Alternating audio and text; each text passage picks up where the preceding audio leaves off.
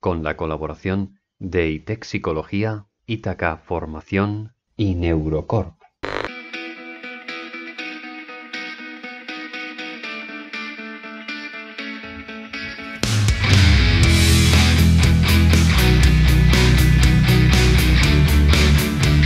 Benvingudes a Barcelona. Avui tinc el plaer de presentar-vos a un compatriota meu, Josep Call. Ai, merda. Es que los catalanes son muy raros, coño, se emperran a hablar catalán. Bienvenidas a Barcelona. Hoy tenemos el placer de contar con un compatriota mío, Josep Call, que ha dedicado su vida al estudio de los animales, principalmente los homínidos, es decir, los primates más cercanos a la raza humana. Josep Call ha investigado los métodos de resolución de conflictos, tanto sociales como ecológicos, en animales para contribuir al conocimiento de la evolución de su cognición. Uno de sus grandes enfoques ha sido también la diferenciación entre los procesos culturales y sociales de los animales más cercanos a los humanos y la propia raza humana. No os olvidéis también de que tenemos un episodio de Engrama de hace 6 meses con Miguel Llorente, en el cual hablamos sobre si existían realmente los problemas psicológicos en animales. Id a chequearlo después de este, pues seguramente os interese tanto a los estudiantes de primatología y etología como a simplemente los curiosos de los vínculos entre humanos, animales y de la psicología en general. Y bien, no quiero daros más la chapa, pero simplemente recordaros una cosa: a los que nos queréis contactar, que nos mandáis mensajes por redes diciendo chicos, ¿cómo podemos donaros? Pues tenéis ahí el PayPal y también un número de Bizum. Nos hemos hecho Bizum, sí, o sea, más fácil imposible. Lo tenéis en la descripción del vídeo y desde allí podéis darnos una pequeña propinita para, bueno, alentarnos un poco a continuar con este trabajo que tanto nos gusta, pero que tanto tiempo nos quita. Podéis ir en paz. Que esto fuera misa.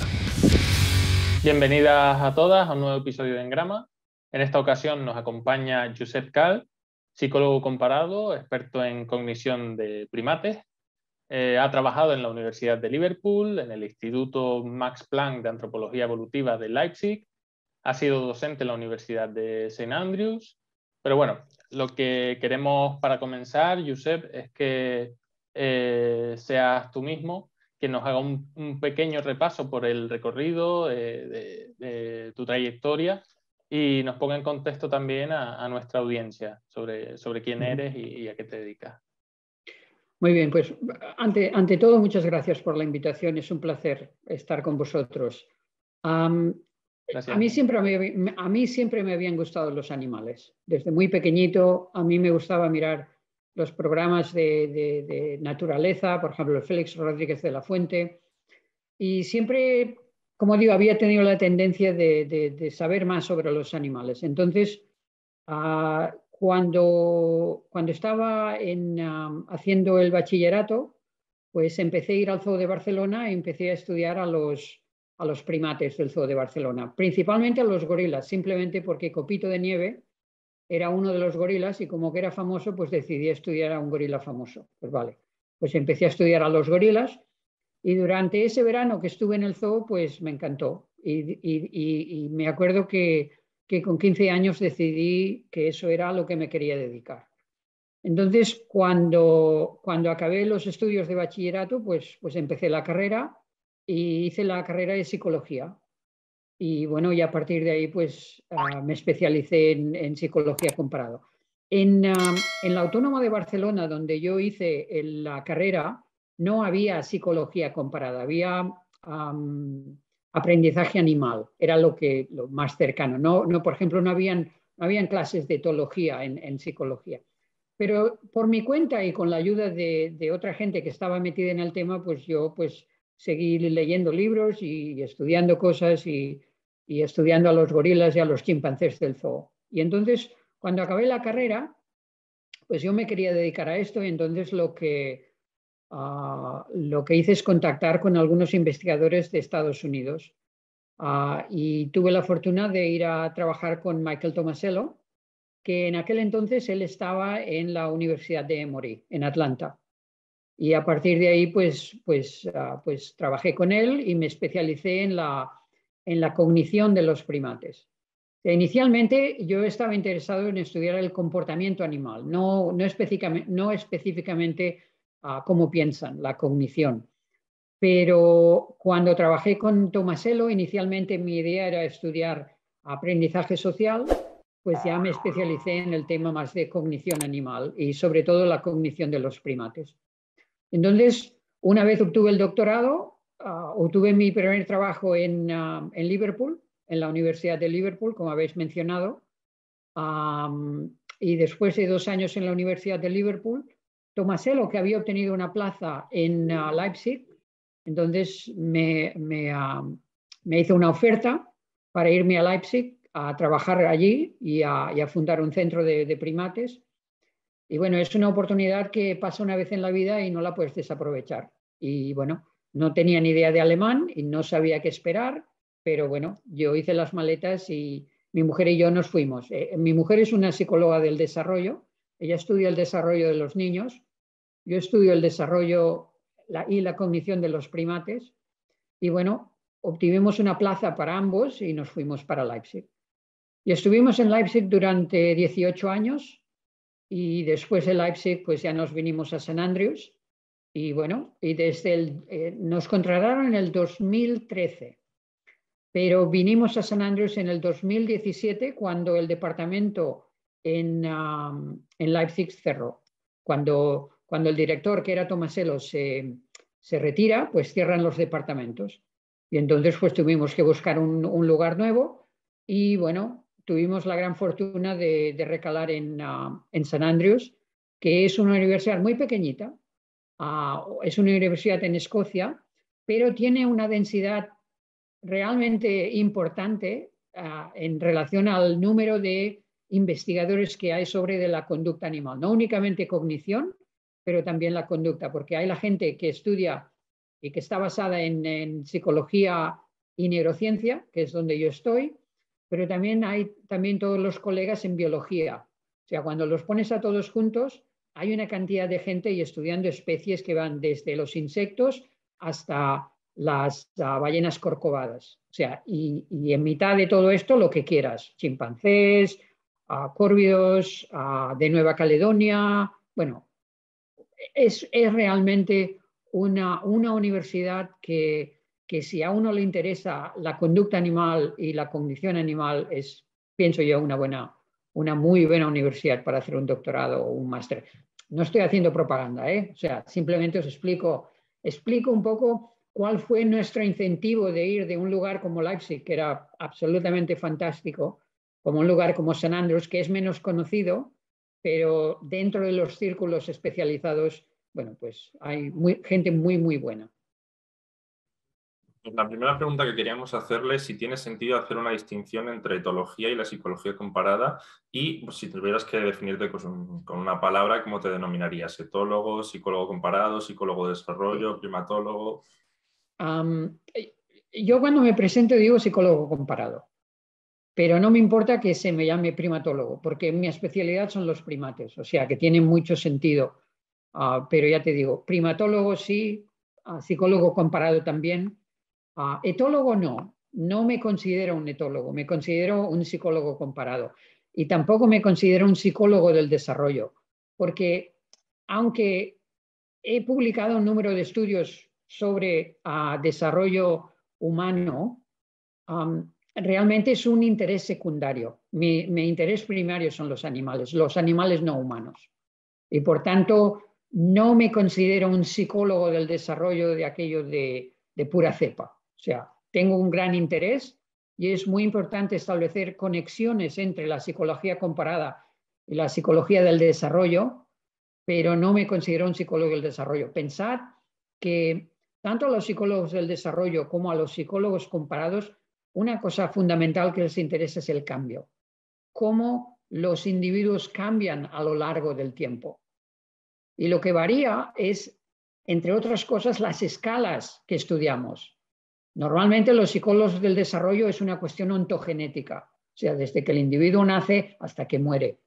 En cambio, los psicólogos comparados ponen un gran énfasis en la dimensión filogenética, es decir, va más allá del cambio que se produce en un individuo y se focaliza en el cambio que se produce en la especie. Esto evidentemente tiene lugar a unas escalas temporales mucho mayores. O sea, no hace falta ni que decir que evidentemente los psicólogos comparados también les interesa el desarrollo ontogenético. Porque pensar que para un psicólogo comparado, y ahora vuelvo a la distinción entre etología y psicología comparada, es muy importante para un psicólogo comparado dos temas fundamentales: el desarrollo y la evolución, la ontogenia y la filogenia. O sea, el psicólogo comparado tiene que saber de estas dos cosas. Y por tanto, aunque yo no me defino un psicólogo del desarrollo, estudio procesos de desarrollo. Etólogo. La etología es diferente y la etología, como la psicología comparada, ha cambiado mucho durante el tiempo. A mí me interesa, por ejemplo, aspectos de la etología que tienen que ver con la conducta, pero me interesa muchísimo cuáles son los procesos cognitivos que subyacen a las respuestas conductuales que observamos. Y por eso yo creo que hay muchos etólogos a los cuales no les interesa la cognición, que es perfectamente entendible, o sea, no hay ningún problema. No todo el mundo tiene que estudiar cognición, pero a los psicólogos comparados que de alguna manera no les interesa la cognición, hoy en día yo diría que son casi como una minoría. O sea, la cognición dentro de la psicología comparada no ha sido siempre un tema el más popular, el más estudiado, pero siempre ha sido un tema que ha estado ahí. Y en las últimas décadas yo te diría que es uno de los temas que ha tomado más fuerza. O sea, esas serían básicamente las distinciones que haría. Entonces, en el ámbito animal, también la corriente cognitiva poco a poco sí que se va abriendo más pasos. O sea, vemos, por ejemplo, que en lo que es la psicología, en lo que concierne a la conducta humana, lo que impera ahora mismo, por lo menos en lugares como España, es esa corriente cognitiva y los conductismos pues ya van gozando de menos peso. En el modelo animal también va hacia ese camino. Sí, y esto se puede ver muy bien en las últimas 2 o 3 décadas. Esto es, por ejemplo, una manera de verlo muy claramente es, por ejemplo, ir a congresos de etología. Y muy a menudo ahora tal vez no tanto, pero hace unos años siempre encontrabas estudios cognitivos, siempre. Ahora también, pero ahora menos. La cognición, yo pienso que el gran auge de la cognición comparada tuvo lugar a finales de los 90, a principios de siglo. Es una corriente todavía muy fuerte, pero no tanto como lo era anteriormente. O sea, hace unos años, hace unas décadas, era muy residual en biología. Por ejemplo, una corriente que dominaba casi completamente la biología era la evolutionary biology. ¿Cómo lo decís en castellano? La biología del comportamiento. O sea, eso dominaba incluso la etología durante mucho tiempo. Y entonces las tendencias cambian y la cognición se abrió paso. Y, por ejemplo, ahora muchos de mis colegas son biólogos, pero realmente estudian temas cognitivos. Incluso hay algunos de mis colegas que son biólogos que se autodenominan biólogos cognitivos. O sea, quieren indicar que son biólogos, pero que su énfasis es en la cognición. Cambiando un poquito de tema, quería preguntarte, ¿qué aspectos compartimos y cuáles nos alejan a nosotros como seres humanos de los primates y también de otros animales no humanos en cuanto a la cognición y la investigación, los resultados en general? Diría que ¿nos están asimilando a ellos en estos aspectos o nos están diferenciando? Yo pienso que ambos.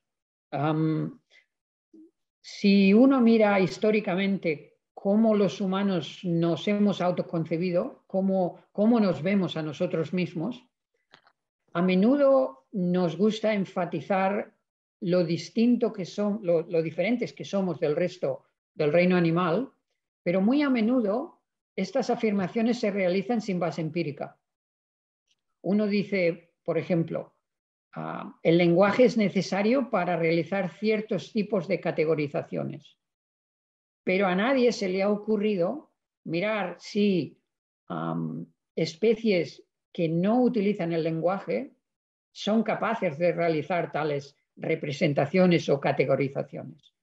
Y muy a menudo cuando esto se mira, se observa que, de hecho, esto que se creía que era únicamente los humanos eran capaces de hacerlo y que además estaba mediado por el lenguaje, cuando se ha estudiado con métodos no verbales, se ha observado que otras especies también lo hacen. Hay ejemplos, bueno, muchísimos ejemplos que te podría citar sobre esto.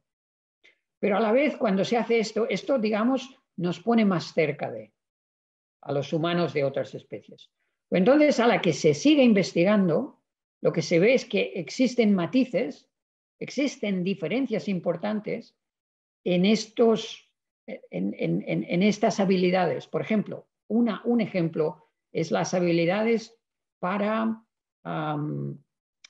concebir y realizar operaciones con cantidades.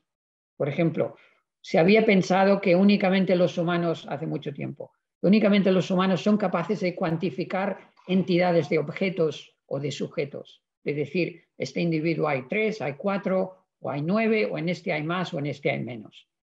Además de esto, únicamente los humanos eran capaces de combinar estas representaciones, es decir, ver a un grupo de objetos que contiene 3 elementos y a otro que contiene 4 y ser capaces de combinarlo mentalmente para obtener 7.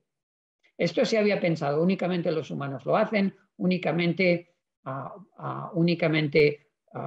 y el lenguaje o el sistema simbólicos son necesarios para realizar estas operaciones aritméticas.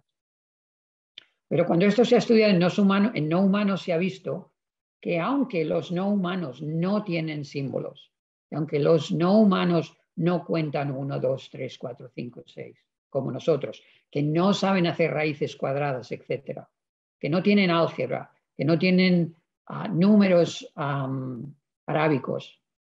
Lo que sí que se ha visto es que tienen un sistema que compartimos con ellos que les permite realizar estas operaciones, que les permite distinguir que aquí hay 3 y aquí hay 4, y cuando pones 3 y 4 y los combinas, esto es más que 5. O sea, no utilizan el sistema simbólico que nuestros niños aprenden en la escuela, pero existe un sistema mucho más primitivo, esa es la diferencia, pero existe un sistema mucho más primitivo compartido con otros primates y con otras especies que nos permite a nosotros y a ellos realizar operaciones sobre cantidades de entidades. Hola. Este es un ejemplo, pero te podría dar otros ejemplos que van en la misma línea. Inicialmente alguien postula, o los humanos son diferentes por esto. A la que se estudia, no somos tan diferentes. Y a la que se estudia un poco más, entonces encuentras los matices. A colación de estos temas, yo te quería preguntar qué es para ti el lenguaje y dónde podríamos situar sus orígenes. Sí, el lenguaje, muchas veces el lenguaje se utiliza como el gran instrumento que permite que tengamos una cognición avanzada. O sea, es el ingrediente mágico que a partir del lenguaje muchísimas cosas ocurren a nivel cognitivo. Sin el lenguaje no se puede hacer esto, no se puede hacer aquello. Sin el lenguaje no se puede contar, no se pueden realizar analogías, no se puede desarrollar un sistema simbólico. ¿Vale? Lo que sucede es que el lenguaje está basado en ciertas capacidades cognitivas. O sea, el lenguaje no aparece de la nada. Para que el lenguaje aparezca, tienen que haber ciertos prerequisitos cognitivos que permitan que este lenguaje se desarrolle y aparezca. Por tanto, algunas de las capacidades que hacen que el lenguaje aparezca, de nuevo, son primitivas y ya hay otros animales que las poseen. Lo que sucede es que, entonces, ¿por qué otras especies no hablan? ¿Por qué otras especies no desarrollan el lenguaje? La explicación que yo os daría es que el lenguaje es un compuesto de habilidades y hay algunas que son compartidas y que son muy antiguas, que si, por ejemplo, uno estudia a nivel comparado, las podría encontrar no únicamente en primates, sino que en perros, en otros mamíferos, incluso en otros grupos como aves. Pero hay otras que son que parece ser que han aparecido hace muy poco en términos evolutivos. A nivel, son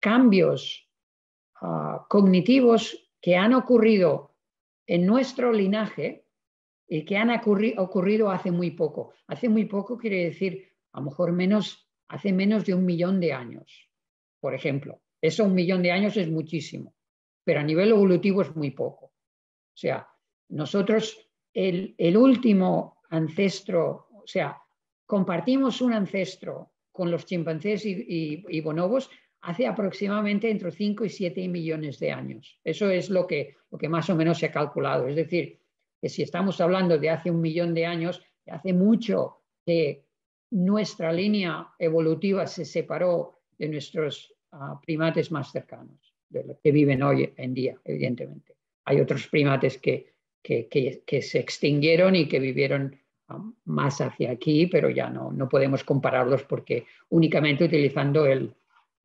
registro fósil, ¿no? Entonces, como digo, hay algunas cosas que son muy antiguas, que ya existían hace muchos millones de años y que se han pasado mediante la descendencia del ancestro común a nuestra especie, y hay otras que han aparecido de nuevo. Cambios, a veces muy pequeños, pero que pueden tener un impacto muy profundo. Por ejemplo, os daré un ejemplo. Un tema a nivel del lenguaje, focalizando en el lenguaje, que yo pienso que es un cambio que ha ocurrido muy recientemente, es una motivación especial que los humanos tienen para hablar de cosas inconsecuentes. Me explico. Encontramos placer en el hablar por hablar. O sea, no necesariamente estamos buscando un objetivo, simplemente el hablar por hablar se ha convertido en una fuente de placer y en una fuente de interacción. Esto, cuando estudias los sistemas comunicativos de otras especies, por ejemplo, de nuestros parientes más cercanos, que son a los que conozco más, normalmente de la forma en que utilizan sus sistemas de comunicación son normalmente para obtener algo. Es decir, ellos necesitan obtener comida, pues utilizan una conducta comunicativa para obtenerla. O hay un depredador cerca, utilizan una conducta para indicar que este predador está cerca y de que otros, por ejemplo, no se acerquen. Pero esta motivación social que tenemos de entrar en interacción simplemente por el placer de entrar en interacción, yo pienso que es algo que ha ocurrido muy recientemente en nuestro linaje. Eso no quiere decir que otras especies no sean sociales. Evidentemente son sociales. Evidentemente quieren estar con otros. Evidentemente que buscan la compañía de otros. Pero esta sociabilidad no se extiende a una sociabilidad que se podría llamar de tipo psicológica, de querer compartir experiencias simplemente por el hecho de querer compartir experiencias. Yo os daré un ejemplo. Con los niños humanos, una de las cosas que hacen y que normalmente uno no ve con primates es que cogen un objeto y te lo muestran. No quieren que cojas el objeto, simplemente quieren que mires al objeto y digas, ¡ay, está muy bien! Y entonces ya está. O sea, no te lo están dando, simplemente quieren entrar en una interacción y quieren compartir una experiencia que están teniendo, en este caso este objeto. Este aspecto que es tan mínimo, este aspecto que es tan insignificante, pues yo creo, y otros evidentemente, esta no es mi teoría, de que esto tiene un efecto a nivel cascada muy importante en el desarrollo de los individuos. Y mencionabas antes por encima que había algunos animales que se acercaban un poco a lo que es el lenguaje humano o que tendrían su propia capacidad de lenguaje. Yo me gustaría, porque al final esto se ve en series, en películas o incluso documentales de algunos primates que han utilizado incluso signos y demás, me gustaría que refirieras qué animales son los que tienen mayor capacidad de lenguaje o tendrían potencial de desarrollo. Por lenguaje, ¿quieres decir lenguaje que los humanos han inventado y se le enseñan a ellos? Sí, esta es la opción, vale, porque todos se comunican con sus propios métodos, por supuesto. Por ejemplo, a nivel de aprender lenguajes artificiales digo porque para ellos son artificiales. Por ejemplo, hay muchos estudios hechos con grandes simios y también estudios hechos con loros. El trabajo, por ejemplo, de Irene Pepperberg con Alex y ahora con Griffin. Pues loros y grandes simios, yo diría que son dos de las especies que tienen una mayor capacidad de aprender símbolos y aprender lenguajes simbólicos. Sin olvidar a otros dos representantes que también se ha hecho un trabajo muy interesante y muy importante, que son los delfines. Por ejemplo, el trabajo que Lou Herman hizo con delfines en Hawái, y también el trabajo que Lou Herman y sus colegas, y el trabajo que Ronald Schusterman y sus colaboradores hicieron en California con los leones marinos de California. O sea, la idea era enseñarles símbolos y a partir de aquí pues se podía comunicar con ellos y además de comunicar con ellos, uno les podía hacer test cognitivos, les podía hacer preguntas, les podía hacer, por ejemplo, si veían analogías, porque podían dar respuestas que de otra manera pues no podrían dar. Yo diría, los grandes simios, los loros,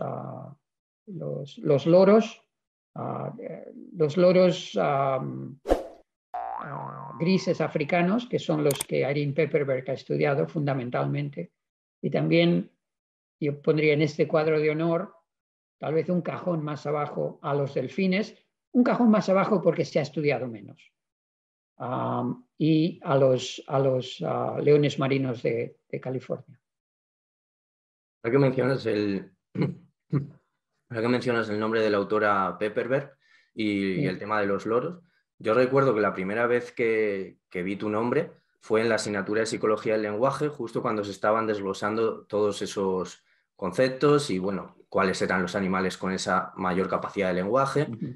Y me acuerdo que se mencionaba a Rico, un perro que había sido entrenado para reconocer una gran cantidad de palabras. Y me dio mucha curiosidad y te quería preguntar por ello. Quería saber, bueno, que nos contaras un poco acerca de eso, cómo fue entrenado, qué es exactamente lo que aprendió y las conclusiones a las que llegasteis.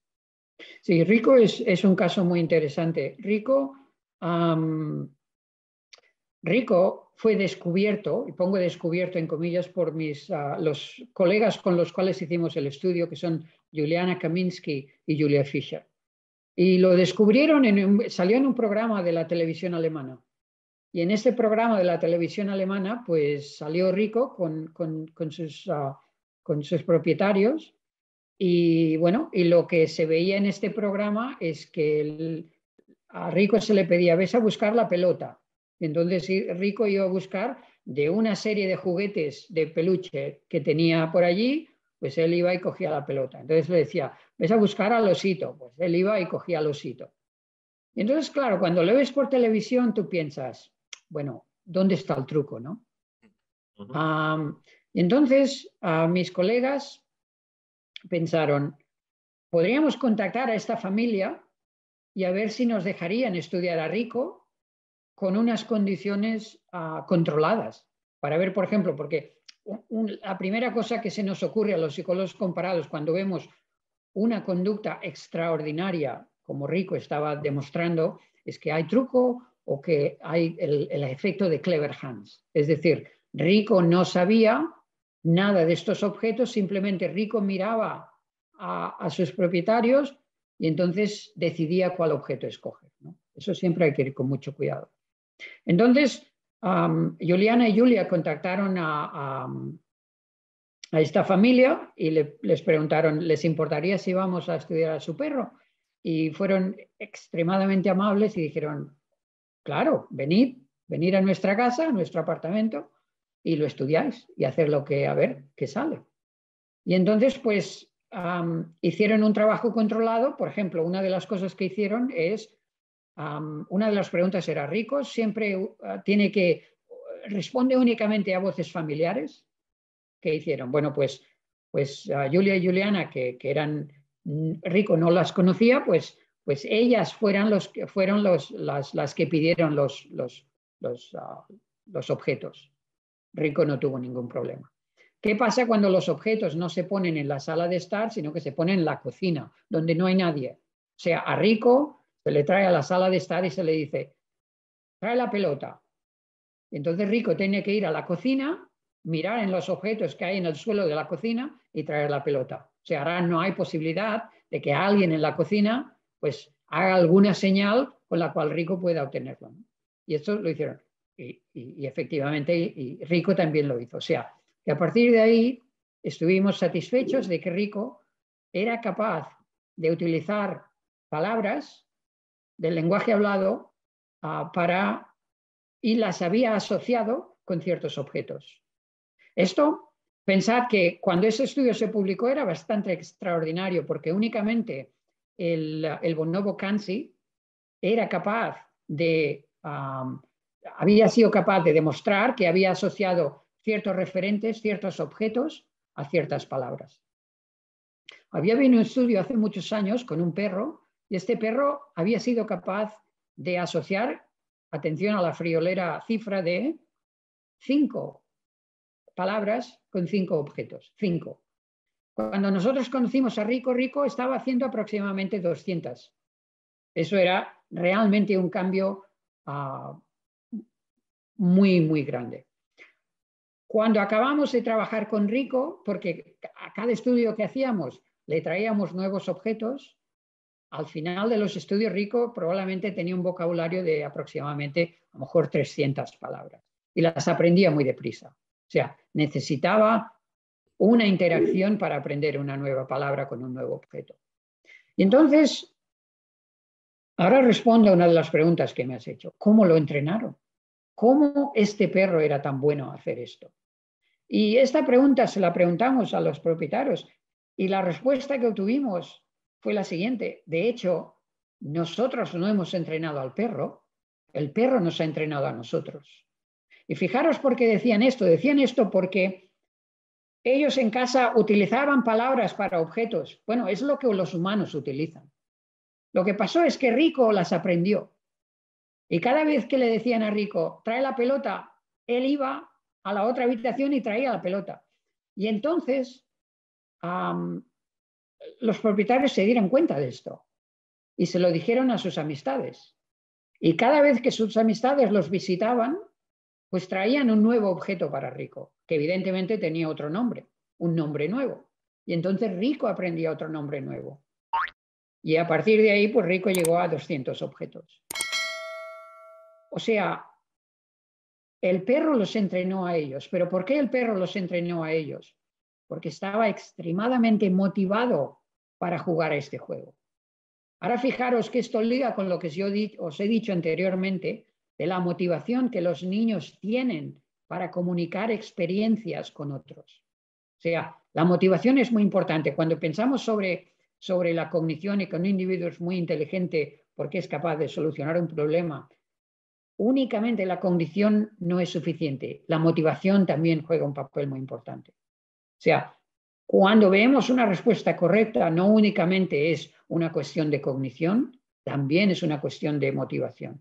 Uno podría escoger a muchos perros y darles el mejor entrenamiento del mundo, pero si no están intrínsecamente motivados para jugar ese juego que Rico jugaba con sus propietarios, Mi predicción es que nunca llegarán a los niveles que Rico demostró. Cuando publicamos el estudio con Rico, recibimos una cantidad de emails sobre otros propietarios diciendo mi perro hace lo mismo. Este estudio, la prensa le encantó este estudio y evidentemente tuvo una gran difusión. Y eso fue una cosa fantástica para nosotros porque nos puso en contacto con otros propietarios que nos decían que sus perros hacen lo mismo. Entonces lo que hicimos es lo que hicimos con Rico. ¿Le importa que les vayamos a visitar y les hagamos unas pruebas? No, encantados. Fuimos allí y efectivamente encontramos exactamente el mismo comportamiento que habíamos observado con Rico. Lo interesante del tema es que la mayoría de los propietarios que nos contactaron también tenían Border Collies. O sea, no era una cosa de que todos, es decir, no es exclusivo de los Border Collies. Hay otras razas que también lo hacen, pero parece ser que los Border Collies tienen una predisposición muy grande a jugar este juego. Además, no todos los Border Collies lo hacen. Cuando hablamos, por ejemplo, con criadores de Border Collies, nos dijeron, sí, esto de ir a buscar objetos, etcétera, y traerlos, va en ciertas líneas de los Border Collies. Hay algunas líneas que sí que lo hacen y otras que no. Y de hecho conocimos a una mujer que tenía 2 Border Collies. Uno de ellos jugaba el juego de Rico, pero 24 horas al día. Y el otro Border Collie, no tenía ningún interés por jugarlo. Es decir, que existe una predisposición genética para realizar ciertos tipos de conductas. Yo no te diría que Rico, por ejemplo, es más inteligente que otros perros. Lo que sí que diría es que Rico está muy motivado para jugar este juego. Hablando de perros, ¿crees que puede ser posible que algún otro animal llegue a ese nivel de domesticación, bueno, de estar domesticado?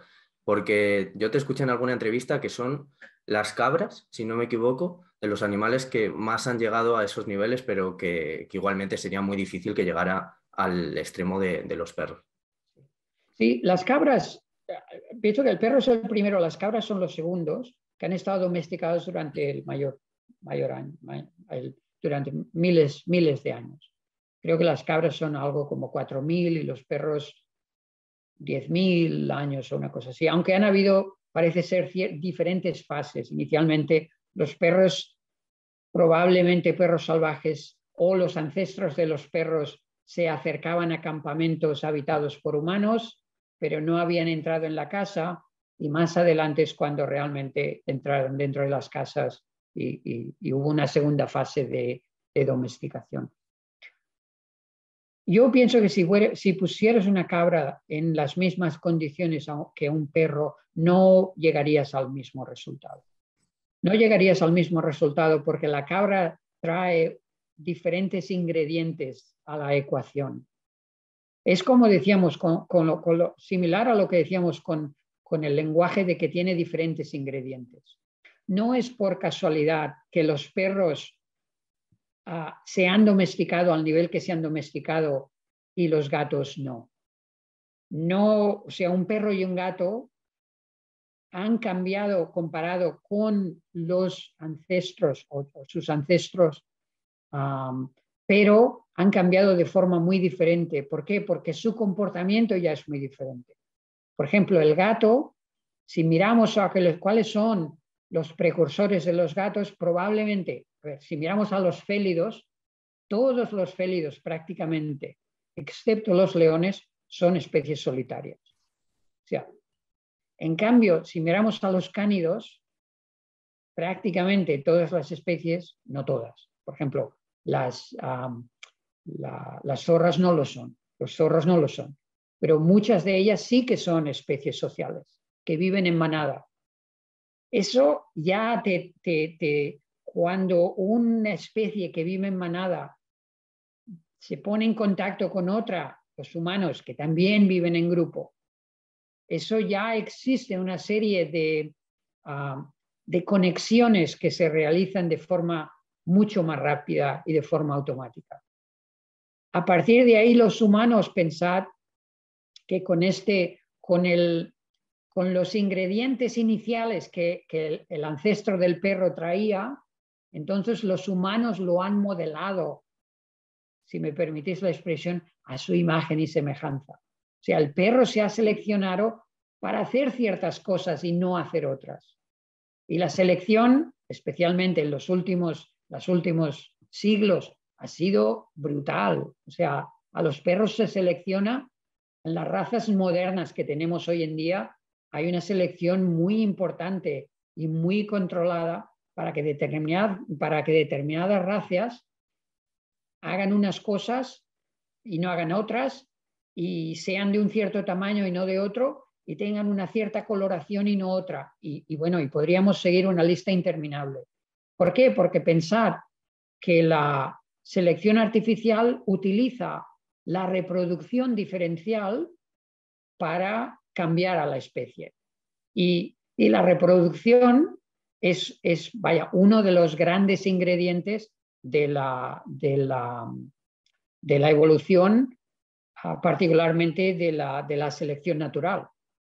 O sea, el individuo que hace una cosa y es comido por un depredador, pues este individuo pues no transmite sus genes a la siguiente generación. Eso implica una selección muy potente, muy fuerte.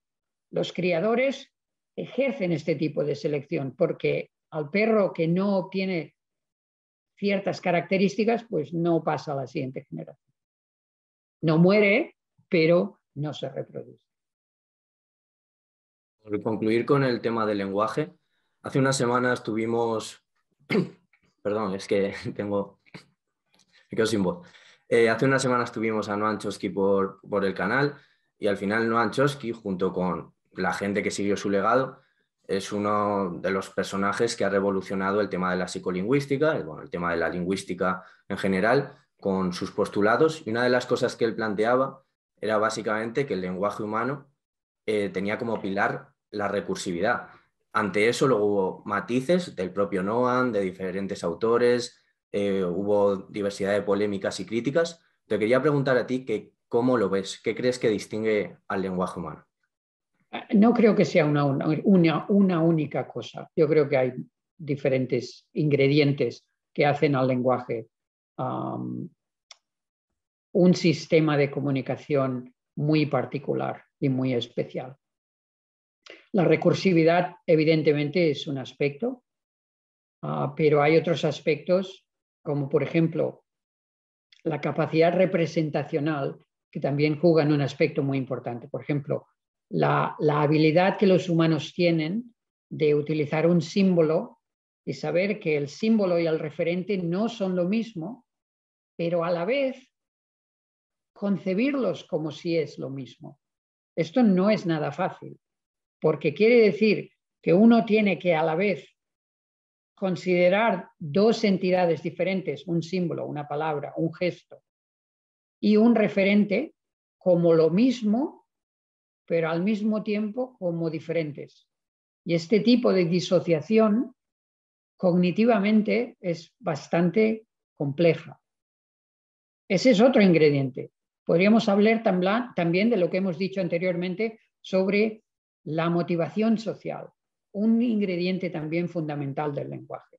Cuando conversamos, ¿por qué los humanos conversan? Bueno, porque tenemos esta motivación de hablar de cosas que muy a menudo son prácticamente intranscendentes. Y de todas maneras, simplemente seguimos y seguimos haciéndolo. O sea, para resumir, no diría que es únicamente un ingrediente el que lo cambia todo, sino que probablemente hay múltiples ingredientes que posiblemente, probablemente, podrían haber aparecido a lo largo de la evolución del lenguaje. Tal vez inicialmente habían algunos ingredientes presentes y el tipo de lenguaje que se tenía es uno, más adelante se añadió otro, eso cambió el lenguaje, y más adelante se añadió otro y volvió a cambiar el lenguaje, etc. O sea, no es simplemente hay uno que lo explica todo, sino que hay diferentes componentes que probablemente han aparecido, se han acoplado durante en diferentes épocas de la evolución del lenguaje.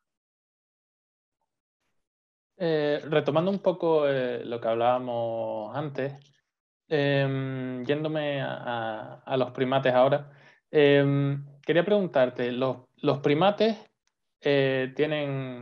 poseen estos requisitos, ¿no?, que tal vez tenían los cánidos en su día cuando fueron domesticados, y sin embargo la domesticación que han recibido no es la misma, ¿no?, como en el caso de los perros no se han seleccionado. Entonces quería preguntarte cuál es el aspecto que ha hecho que los primates no hayan sido una especie que se ha domesticado, si es el aspecto tal vez de la dificultad de la reproducción, perdón, o cuál sería. Yo pienso que lo que sucede es que la domesticación en los primates prácticamente no ha tenido lugar. Piensa que cuando hablamos de domesticación con perros estamos hablando de 10.000 años y en algunos casos de una domesticación muy intensiva. Esto no ha ocurrido con los primates. O sea, los primates han entrado en contacto con los humanos a nivel de domesticación, si se quiere, no lo llamaría domesticación, pero digamos en contacto intenso con los humanos en los últimos 2 siglos.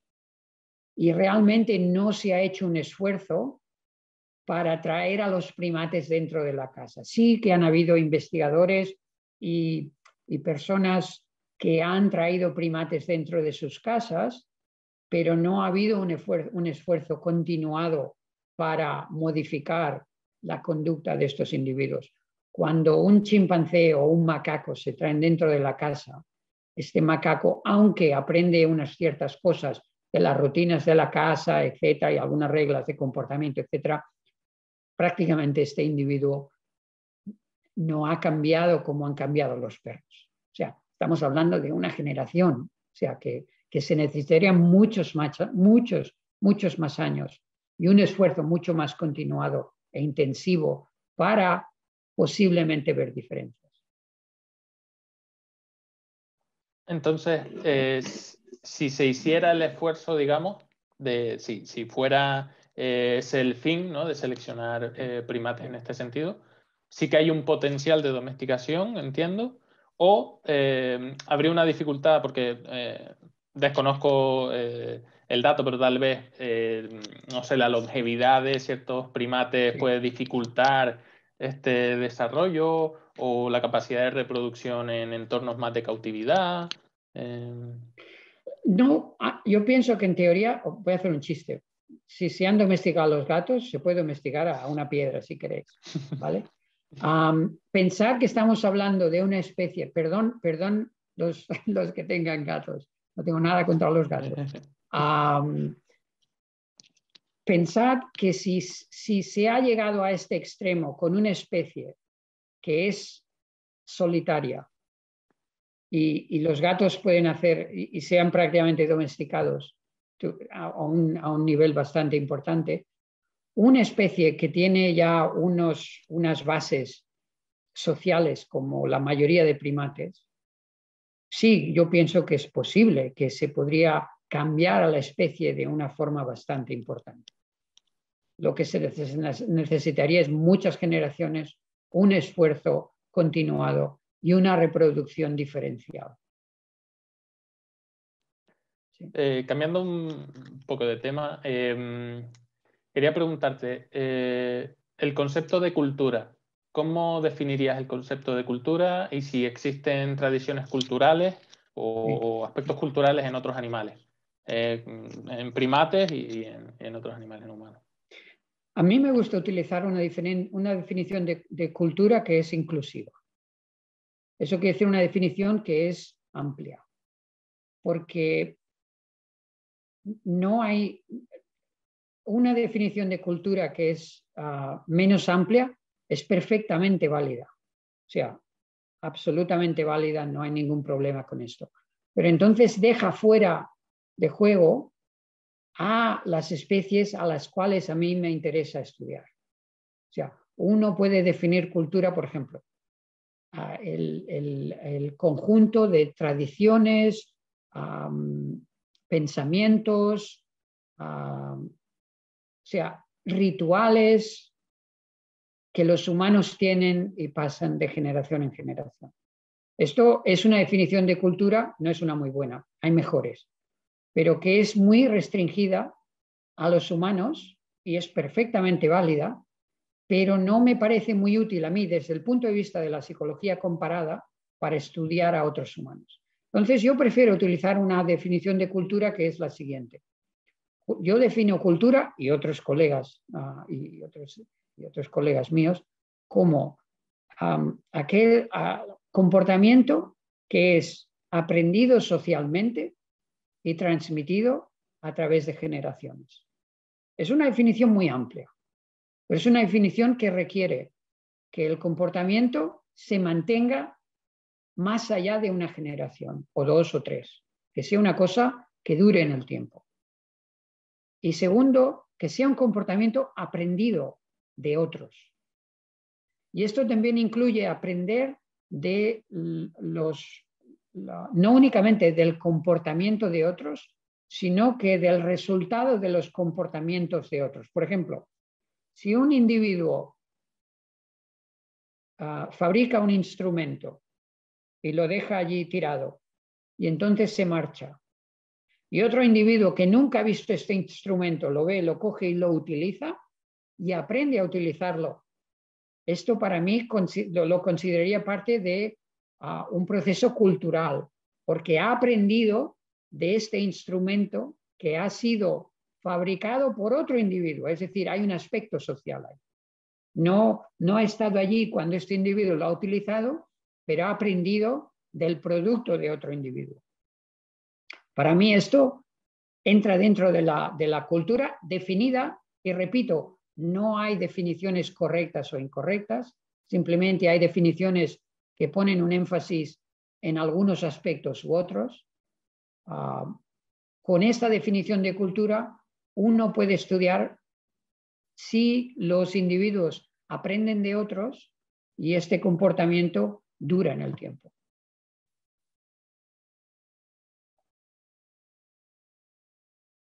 Ahora, ya cambiando de tercio y relacionándolo con el tema académico, queríamos preguntarle cómo puede una persona que acabe la carrera de psicología especializarse en los campos de psicología comparada, etología y demás, y cuáles son las salidas y oportunidades laborales que ofrece pues, todo este ámbito.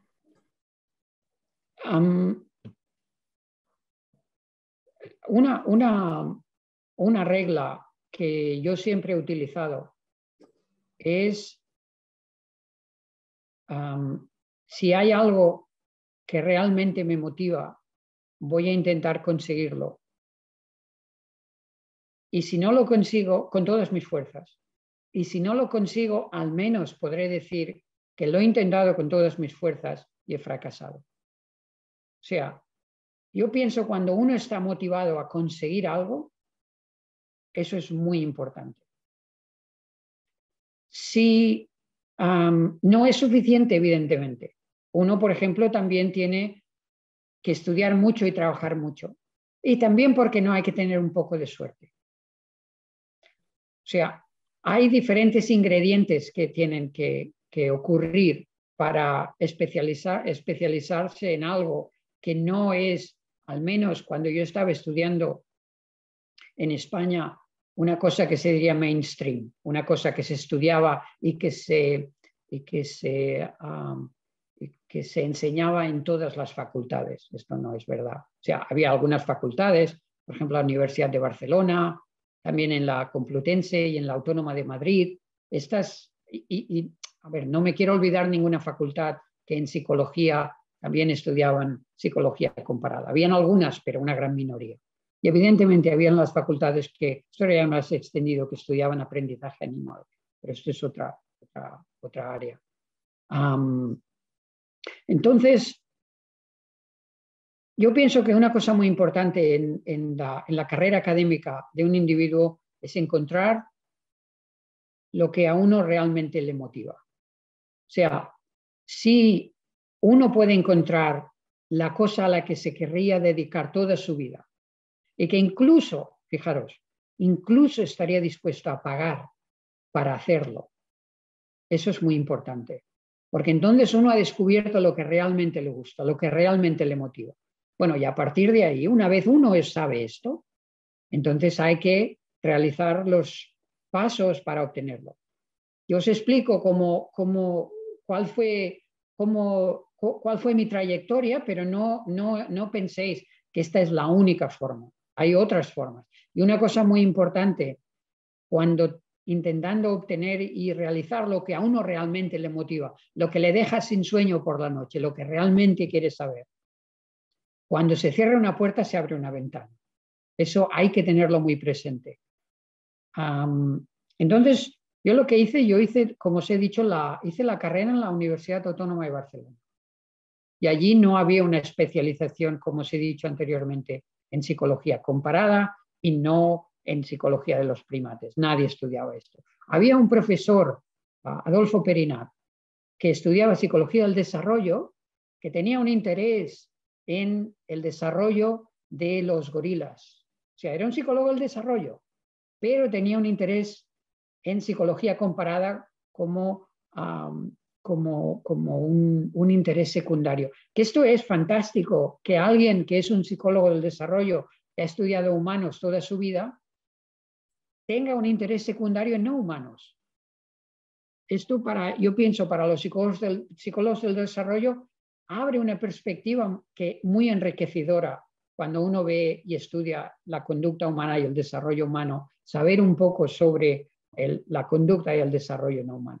Pero bueno, vuelvo a esto. O sea, que me voy por los cerros de Úbeda. Entonces yo estaba en la Autónoma, yo hice la carrera allí y durante la carrera pues yo seguía en contacto con gente. Y entonces yo pienso que estaba en cuarto de carrera tal vez. Por aquel entonces la carrera duraba 5 años. Estaba en cuarto de carrera y entonces Adolfo Perinat, este psicólogo del desarrollo que os he comentado, organizó un workshop en colaboración con gente de Madrid, de la Autónoma de Madrid. En este workshop invitaron a una serie de investigadores internacionales. O sea, había los nacionales y también una serie de investigadores internacionales. Uno de los nacionales era Juan Carlos Gómez, de hecho, y Juan Carlos Gómez ahora es un colega mío en la Universidad de St. Andrews. Fíjate, nos encontramos al principio de nuestra carrera académica y al final nos volvemos a encontrar en St. Andrews. Él ha estado en St. Andrews durante muchos años, nosotros llegamos hace poco.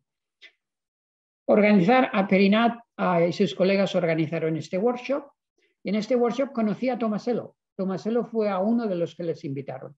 Y Tomasello fue muy amable y yo le expliqué lo que habíamos hecho en el zoo y por aquel entonces estamos estudiando cómo los chimpancés en el zoo aprendían socialmente. Y una de las cosas, entonces la idea que nosotros teníamos es que los chimpancés aprenden de forma imitativa. Los chimpancés son muy buenos imitadores. Y entonces nosotros se había instalado un termitero artificial que se llenaba de yogur cada día y entonces estábamos estudiando cómo los chimpancés en el zoo extraían el yogur, qué tipo de instrumentos utilizaban, cómo los utilizaban, etc. Y una de las cosas que nos sorprendió es que cada uno de ellos utilizaba un estilo diferente. Esto no podíamos explicarlo, porque si imitan la conducta de otros, la conducta tendría que ser mucho más uniforme. Pero allí cada uno tenía su estilo. Y esto nos descolocó mucho, porque no sabíamos qué hacer. Pensamos, estamos haciendo algo mal, porque tendría que haber mucha más uniformidad, porque sabemos que los chimpancés imitan a otros chimpancés. Tomasello en este workshop presentó un estudio en el que él no había encontrado imitación. Había encontrado lo mismo que nosotros habíamos encontrado. Es que cada chimpancé utilizaba su propio estilo y no importaba que había otro chimpancé que estaba utilizando una conducta para extraer la comida. Nada, ellos iban a la suya. Ellos hacían su propia conducta. Entonces le presentamos estos resultados a Tomasello y a Tomasello le interesó mucho. Y entonces aquello, pues quedamos en seguir en contacto. Entonces, cuando ya acabé la carrera, pues le envié un email y le dije, ¿sería posible ir a estudiar a Estados Unidos con usted? Y él me dijo, mira, sí, puedes enviar tu solicitud y la consideraremos, pero también dijo, pero si traes tu propia beca, pues hay muchas más posibilidades, porque así no tienes que competir a otra gente que compite por la misma beca. Y entonces, bueno, pues yo hice una solicitud a la Caixa, al programa de becas de la Caixa, y sorprendentemente, pues me dieron una beca para estudiar a los monos, una cosa que yo, la verdad, no me esperaba, porque que la Caixa te dé dinero para ir a estudiar a los grandes simios a la otra punta del mundo, pues yo prácticamente, francamente, lo encontré sorprendente. Pero sí, me dieron la beca para hacer un máster, no para hacer un doctorado. Pero una vez yo ya estaba en Estados Unidos, después del primer año, Tomasello vio que estaba súper motivado y que realmente yo quería seguir y desarrollar una carrera aquí, y me dijo, a partir de una vez se te acabe los fondos de tus 2 primeros años, no te preocupes porque el departamento te va a pagar otros 4. Y así fue. O sea, yo estaba muy motivado, busqué oportunidades. Primero yo quería hacer la tesis en Barcelona, en la Universidad de Barcelona. Y había hablado con gente de la Universidad de Barcelona. Y las cosas pintaban bien. Y esa fue mi opción número 1. Yo me quería quedar en casa. Yo era un niño español. Y a los niños españoles de aquel entonces, pues tú quieres vivir cerca de casa. Tú quieres hacer el doctorado en la universidad cerca de casa. Tú no te quieres ir. Al menos yo no me quería ir a la otra punta del mundo a hacer un doctorado. O sea, mi opción 1 era quedarme en Barcelona y hacer la tesis en la Universidad de Barcelona. Y yo hablé con gente de la Universidad de Barcelona, la cosa pintaba bien y de golpe, un día que habíamos quedado en hablar, pues me dijeron, no, esto no va a poder ser. De golpe y porrazo, se cerró esa puerta. Y entonces pues yo activé la opción número 2. La opción número 2, opción B, era contactar con Tomasello y entonces a partir de ahí pues lo que os he explicado.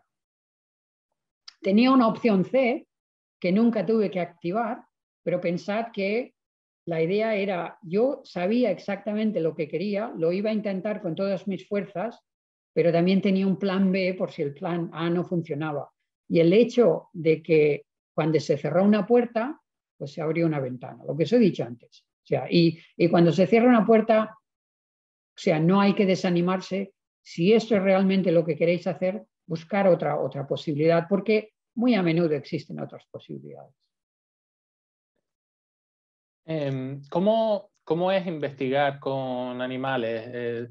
¿Qué requisitos hay que cumplir para conseguir financiación? ¿Cómo se cuida su bienestar? Quería preguntarte también cuál es el papel de establecimientos como los zoológicos. ¿Los zoológicos favorecen, fomentan la investigación? Sí. ¿Todos Sí. lo hacen? Sí. ¿O cuál es el estado de los animales en este aspecto? Muchas preguntas. Me has hecho muchas preguntas, las quiero perdón. contestar todas. Yo te contesto de las que me acuerdo y las que no te contesten me vuelves a preguntar. Vale. ¿Cómo se obtiene financiación? Bueno, hay diferentes agencias que ofrecen fondos para investigar. Por ejemplo, en Europa tenemos la ERC, la European Research Council, que es una de las agencias para fundar la investigación más importantes y más increíbles que existen en el mundo entero. Son fondos muy importantes, incluso para investigadores que empiezan, que pueden permitir a un investigador que acaba el doctorado, pues empezar con un grupo de investigación. Y entonces son sobre cualquier materia. O sea, no es únicamente que hay temas prioritarios, cualquier materia. Si el proyecto está bien hecho, si el sujeto tiene un buen currículum, puede obtener estos fondos y estos fondos les van a permitir dar el siguiente paso. O sea, la ERC, la ERC es una de las agencias, pero hay muchas otras. Pero Os digo la IRC porque es, en mi opinión, la mejor, la que da más fondos, la que es más flexible, la que es una organización que tiene a los científicos de primer nivel al cargo de esta organización y que quieren y que cuidan a la ciencia de forma muy clara. Vale. La ERC como un ejemplo, pero hay otras. Y otras también que también pueden ser muy buenas. ¿Cómo se estudian a los animales no humanos? Bueno, hay que tener paciencia, porque pensad que las preguntas que les formulamos tienen que ser no verbales. O sea, mucho del esfuerzo que nosotros invertimos es para intentar preguntar sin palabras, preguntar de forma no verbal. Y eso lo que quiere decir que muy a menudo tenemos que inventarnos tareas para hacer la pregunta. Muy a menudo miramos lo que los psicólogos del desarrollo hacen y ellos, por ejemplo, pueden hablar con los niños, les pueden preguntar cosas, les pueden decir esto vale tanto y esto vale cuál prefieres. Esto nosotros no lo podemos hacer con animales no humanos, primates y no primates. Y por tanto, un esfuerzo fundamental para los psicólogos comparados y otros investigadores que estudian la conducta animal y la cognición animal es de buscar formas de preguntar, de hacer las preguntas de forma no verbal. Quiero desmitificar la idea de que, o sea, estudiar a los animales es como susurrar a los caballos. O sea, no hay nada especial, no hay nada aquello que digas, oh, tienes que tener un don especial. Uno puede aprender y puede ser un investigador buenísimo simplemente aprendiendo cuáles son los métodos. Lo que sí que es muy importante es conocer a los sujetos, es conocer la conducta. Cuando a un sujeto se le pone un experimento, es muy importante saber qué es lo que hacen cuando no están en los experimentos, cuál es su conducta normal, qué es lo que les gusta hacer, qué es lo que les gusta comer, con quién les gusta ir, qué conductas ellos demuestran de forma espontánea. O sea, antes de hacer un experimento, uno tiene que conocer a la especie. Y si uno estudia a un individuo de forma repetida, tiene que conocer al individuo. Esto no se trata de susurrar, el susurrar de los caballos, el tener este don mágico y especial. Se trata de poner horas y estudiar cuál es la conducta de los sujetos antes de que les podamos hacer una pregunta válida. Porque si no, si uno no conoce a una especie y se tira a preguntar, uno se puede meter en líos muy importantes. Líos en el sentido de que no va a obtener nada y va a perder el tiempo. Yo cuando trabajo con otros colegas que trabajan con una especie con la que yo no he trabajado, yo siempre quiero saber su opinión, quiero saber qué me digan. ¿Y esto funcionará o no funcionará? ¿Esto el individuo lo entenderá o no lo entenderá? O sea, eso yo sí que creo que es muy importante. Saber qué individuo, qué especie tenemos entre manos antes de hacer los experimentos. Y evidentemente uno puede hacer observaciones y experimentos y ambos son métodos válidos para obtener respuestas a las preguntas que nos hacemos. Sobre el papel de los zoos. Yo trabajo en zoos. Yo pienso que los zoos han evolucionado muchísimo. Si uno mira los zoos hace 150 años, el tipo de zoos que se tenía anteriormente y el que se tiene ahora es completamente diferente. Ha cambiado muchísimo. Los zoos tienen ahora una mentalidad muy diferente. Los zoos quieren dar un entorno lo más natural posible a las especies con las que se encuentran. Y ello incluye un entorno social. Por ejemplo, hace muchos años habían muchos zoos que lo que hacían es una cosa que se llama coleccionar sellos. Tenían un macho y una hembra de cada especie.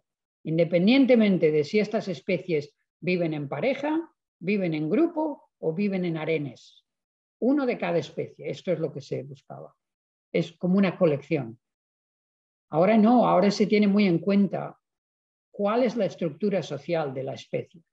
Incluso hay especies que viven con otras en el ambiente natural y por tanto pueden convivir en un zoo o en una reserva, en un parque natural. Los zoos también tienen un mandato, de hecho, de la EU, de la Unión Europea, de que tienen que hacer investigación. Investigación es uno de los mandatos que los zoos tienen que hacer. Y hay algunos que hacen mucha investigación y hay otros que hacen muy poca. Y entre medio todo lo que queráis. A veces me parece a mí que los zoos, conservación, educación y ya está. Yo pienso que los zoos están fundamentados en 4 patas. Una es el entretenimiento. No hay que, pienso yo, rehuir la función de entretenimiento que tienen. La función de ver lo que especies en un estado natural son capaces de hacer en un entorno social. Entretenimiento. Educación. Yo pienso que juegan un papel fundamental a la educación. Es una manera de los individuos que están en zoos, cuando están bien mantenidos, son embajadores de la especie. Permiten a gente que no los ha visto antes apreciar lo fantástico que estas especies, individuos pueden ser. La conservación, evidentemente, hay un número de ejemplos en los cuales manteniendo especies en zoos ha permitido conservar a esta especie y se ha permitido reintroducir a la especie en libertad que de otra manera hubiera desaparecido. Por ejemplo, creo que son los ciervos del padre David, es un ejemplo, y los bisontes europeos son otro ejemplo, que gracias a los esfuerzos que los zoos han hecho, se ha podido restituir a la especie en libertad.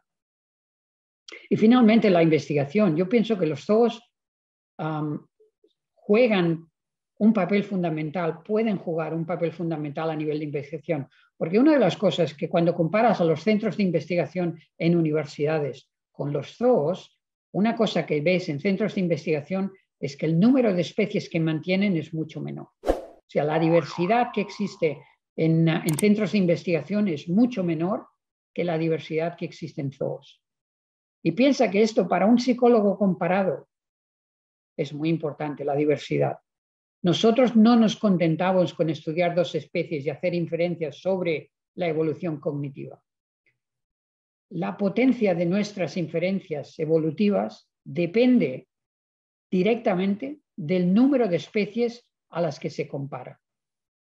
O sea, si tú comparas chimpancés y bonobos, puedes hacer ciertas inferencias sobre el ancestro común o lo que vino antes del ancestro común de estas 2 especies o también con humanos. Pero si además de estas 2 especies uno puede añadir a los humanos, a los gorilas, a los orangutanes y a los gibones, entonces la potencia de la inferencia es mucho mayor. Podemos estar mucho más seguros que nuestras conclusiones son mucho más sólidas, mucho más firmes. Y cuanto más especies, mejor. Pues, ¿Me he dejado alguna pregunta? No, estupendo, estupendo. Vale. Pues, Josep, para ir ultimando ya el episodio, ahora queríamos dar paso a una persona que quizá conozcas, que quería hacerte alguna preguntilla también. Vale.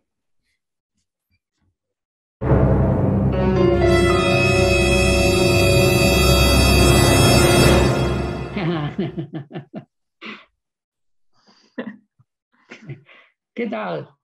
Aparece mi nombre. Ahora. Sorpresa, Josep. Sí, sorpresa. Una buena sorpresa. ¿Qué tal? Mira, iba a aparecer detrás de esta camiseta y digo, a ver si la reconoce. Sí. Le indica algo. Pero, ¿tú eres una fan de Batman o de Superman? A ver, dime. Hombre, siempre de Batman, por favor, Josep. Siempre de un hombre no superhéroe que tenga malos instintos que haya que estudiar desde el punto de vista de la psicología evolutiva. Es que soy un fan de Superman, lo siento. Bueno, por eso hay que enfrentarse y dialogar siempre desde el respeto. Oye, me he perdido toda la entrevista maravillosa que seguro que te habrán hecho los chicos de Engrama, pero en cuanto me he enterado que estabas tú siendo entrevistado, digo, tengo que aparecer, que al final llevamos 2 años posponiendo aquel encuentro y quería dejar claro que para mí Josep ha sido una de las personas que más me ha podido enseñar a nivel académico y a nivel personal, que más ha contribuido a que dote de valor a la ciencia y al respeto por los datos y nunca ir más allá de los datos, y creo que gracias a eso intento desde lo que puedo contribuir al avance, y todo ha sido gracias a la forma que has tenido de enseñarme. Así que muchísimas gracias. Muchas gracias. Bueno, tú me tiras muchas flores. Nereida es una de las personas más originales e imaginativas que podéis encontrar en el mundo entero. O sea, no, bueno. Un placer trabajar con Nereida durante los años que estuvo en Leipzig. Vaya. Me considero afortunado de haberte conocido y de haber trabajado contigo, la verdad. Es mutuo, y es curioso porque luego fijaos que he ido por otros derroteros, ¿no? No es que haya dejado de tener interés ni muchísimo menos por psicología comparada, por etología, pero lo bonito y lo que creo y me gustaría señalar aquí es cómo el aprender sobre ciencia básica y sobre cómo hacer bien las cosas ayuda a todas las áreas científicas. Dentro de la psicología yo puedo estar ahora investigando a personas que agreden sexualmente a otras, en temas de criminología, puedo estar en afasia, personas que después de un ictus tienen problemas para hablar, pero todo el aprendido sobre diseño e interpretación de datos es perfectamente válido. Así que gracias, Josep, por formar grandes personas que queremos poder contribuir. Faltaría más. No, un placer, Nereida, siempre vaya. Me faltan las palabras. Nada, un besito muy grande. Oye, venga. Y ese árbol de Navidad, que estamos ya a mitad de enero, ¿eh? Sí, bueno, pero en esta casa se pone a principios de diciembre y se saca a finales de enero. O sea, vale, pues es un montón de trabajo poner el árbol y no lo vamos a tener durante 2 semanas. O sea. Eso es cierto. Venga, un besito muy grande. Venga, mucho gusto de verte, Nereida. Venga. Adiós. Bueno, pues con esta sorpresa ya entonces... Vaya, buena sorpresa. Queríamos ya despedir el episodio, nos ha encantado tenerte por aquí, hemos aprendido mucho y ha sido un verdadero placer, así que bueno, pues espero que nos veamos pronto fuera del tema de las pantallas, ya sea investigando o no, quién sabe. Y nada, pues eso, que un verdadero placer tenerte por aquí, gracias por la entrevista. Igualmente, muchísimas gracias, ha sido un placer compartir estos minutos, esta hora con vosotros. Muchas gracias y espero que cuando nos libremos del Omicron y de las que vengan, pues finalmente nos podamos encontrar. ¿Dónde estáis basados normalmente? ¿Dónde estáis? Nosotros, físicamente. Él y yo, Carlos y yo, estamos ahora mismo en Segovia. Ah, vale. Yo resido en Tarrasa. Vale. Y tenemos a otro compañero también por Barcelona. O sea que estamos muy bien, muy bien. Bueno, pues a ver si alguna vez nos encontramos todos físicamente en algún punto y vaya, estaría bien. Ojalá. Pues nada, pues con esto cerramos el episodio, así que gracias, Josep. Y cuídate mucho, te mandamos un abrazo. Muchas gracias, igualmente. Un abrazo, gracias. Chao.